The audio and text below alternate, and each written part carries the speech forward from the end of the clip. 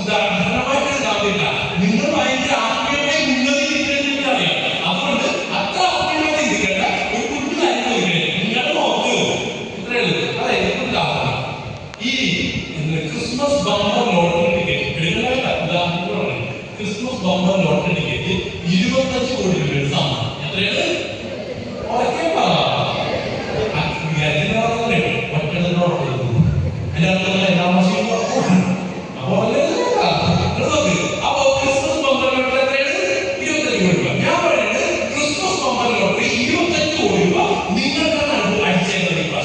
എന്ന് പറഞ്ഞാൽ അത് സന്തോഷ വാർത്തയാണ്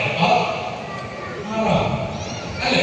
അങ്ങനെയാണെങ്കിൽ ആ സന്തോഷ വാർത്ത ഉദാഹരണത്തിന് നിങ്ങളോട് പറഞ്ഞില്ല, പ്രിയപ്പെട്ടവരെ അറിഞ്ഞോ, നിങ്ങൾക്കാണ് ഈ പ്രാവശ്യത്തെ ക്രിസ്മസ് ലോട്ടറി 25 കോടി രൂപ അടിച്ചിരിക്കുന്നത്. ഇത് സന്തോഷ വാർത്തയാണ്.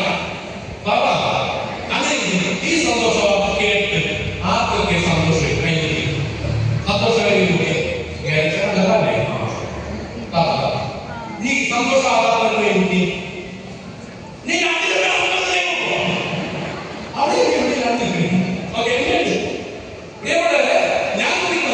ഒന്നാം ഉദാഹരണമാണ്. ഞാൻ പറഞ്ഞത് സന്തോഷവാർത്തയാണ്. അതെല്ലാം ഓക്കെ അല്ലേ? എന്നിട്ട് എന്താ സന്തോഷം?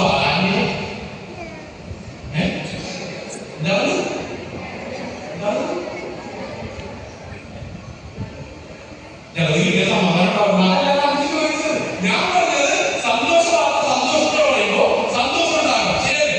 പക്ഷെ നിങ്ങൾക്ക് സന്തോഷവാർത്ത സംഭവിക്കാം. എന്നിട്ട് കേട്ടിട്ട് സന്തോഷമാണ് ഉണ്ടാകാൻ പറ്റേ?